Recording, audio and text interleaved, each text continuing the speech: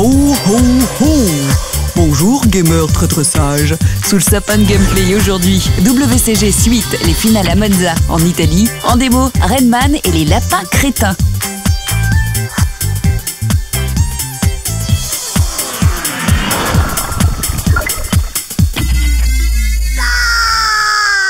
Grosse news cette semaine dans Gameplay, l'équipe était invitée à Paris par l'éditeur Ubisoft pour le lancement du 3e volet du très célèbre Rayman. Rayman et les lapins crétins, ou on pourrait plutôt dire Rayman contre les lapins crétins. Vous aurez affaire à des rongeurs stupides à souhait dont vous aurez beaucoup de mal à vous débarrasser. Cocorico viril, ce titre est entièrement développé par des Français.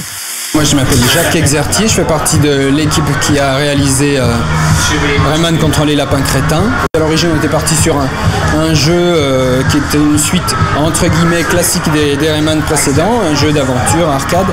Et puis quand on a eu en main le nouveau contrôleur Wii, on a vu toutes les nouvelles possibilités de gameplay que ça apportait.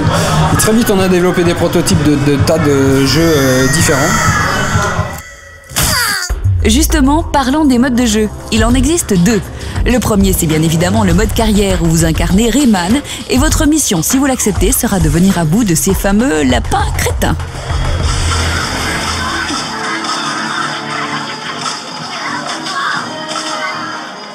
Tout en défiant ces petits rongeurs qui se multiplient à vitesse grand V, vous aurez aussi à prendre en main cette nouvelle manette qui, ma foi, porte vraiment de nouvelles sensations de jeu.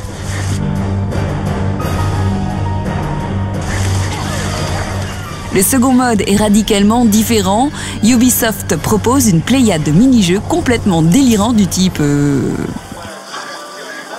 Ou encore, en référence aux choristes, un groupe de lapins chanteurs. Mais comme ils sont complètement crétins, parfois ils dérapent. Et là, une bonne baffe et tout rentre dans l'ordre. Le mini-jeu favori de Hunter, qui a eu la chance d'essayer la Wii avant nous, c'est le lancer de vache.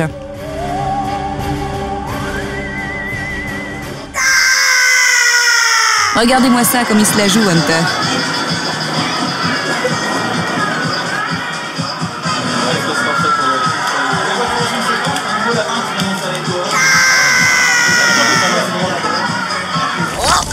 Allez, des mini-jeux, on peut dire qu'il y en a une flopée. Vous n'aurez pas le temps de vous ennuyer.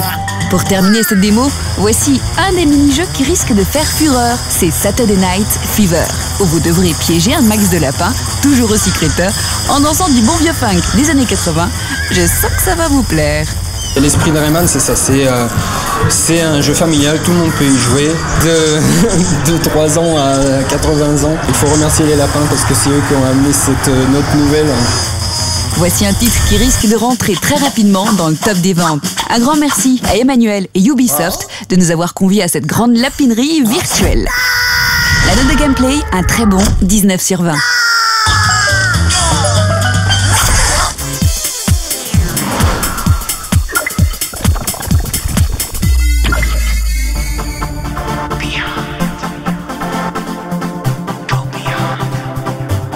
Benvenuti al WCG. L'équipe de Gameplay ne recule devant rien pour tous les accros de jeu que vous êtes et s'est déplacée jusqu'en Italie, plus précisément à Monza, sur le site où se déroule chaque année le Grand Prix de F1. Bon, il n'y avait pas de F1, mais plutôt de la pluie et du vent. Cela n'a pas empêché le circuit et ses stands de devenir, l'espace de 4 jours, la grande mecque du sport électronique. Que des fondus de clavier et de la souris, les seuls pilotes qu'il y avait, c'étaient des pilotes virtuels sur PC ou console.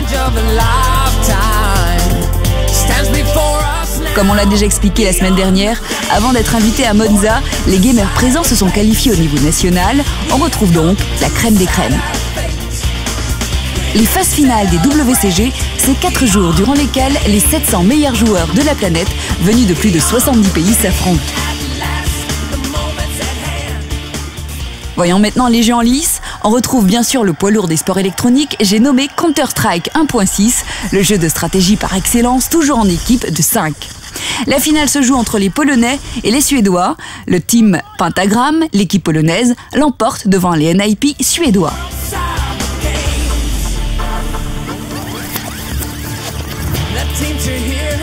Vient ensuite le très connu Warcraft 3 Frozen Throne, un autre jeu de stratégie et de rapidité mais qui se dispute cette fois-ci en solo.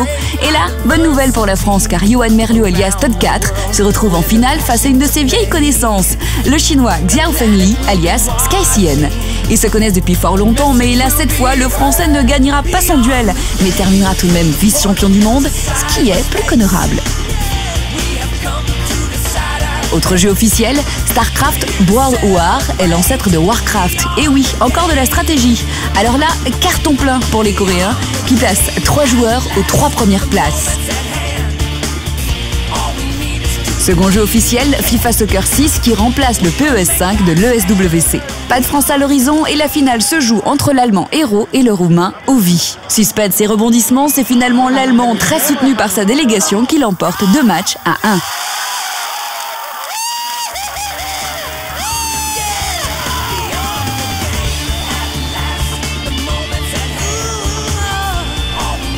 Toujours sur PC, Need for Speed Most Wanted, là on ne voit pas comment le titre pourrait échapper aux Russes qui placent 2 joueurs en finale. Passons maintenant au jeu semi-officiel sur console où les Français se sont, ma foi, bien débrouillés. Premier jeu, Dead or Alive 4, le jeu de baston et de réflexe. Les derniers espoirs français reposent sur Unkrain qui rencontre l'Autrichien Chicha. Le Français Stéphane Men s'incline, mais il lui reste l'espoir, lors de la petite finale, de figurer parmi les 3 premiers, ce qui est déjà une bonne performance. Le Français remporte son duel et finit 3e. Le titre revient au Canadien Ryan Ward, dit Offbeat Ninja.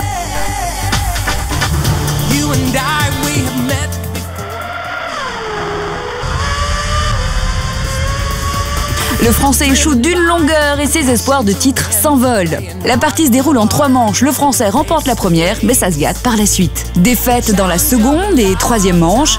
Déception, grosse déception même. Philippe Vaillant, alias UGG Drasil, rencontre le Finlandais TTR Finpro dans la petite finale.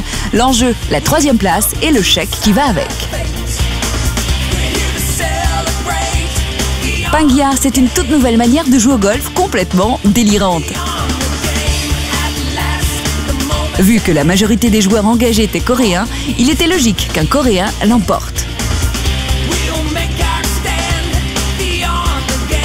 Et on finit en apothéose avec le grand show qu'il ne fallait absolument pas rater, le Quake 4 All-Star Players. Une brochette de stars de la discipline qui ont accepté de s'affronter pour le fun. Pour l'anecdote, les gamers que vous voyez en ce moment pèsent à eux seuls un peu plus de 3 millions de dollars de gains. Ça laisse rêveur, non ? Somme à laquelle il faudra ajouter les milliers de dollars que recevra le vainqueur de ce show. Mine de rien, pro gamer, c'est un métier qui rapporte. Je crois que je vais changer de métier. Les World Cyber Games récompensent la nation qui a décroché le plus de médailles. Et les 40 000 $ reviennent à la Corée, avec 4 médailles, dont 2 en or, devant la Russie avec 3 médailles, et l'Allemagne, 2 médailles.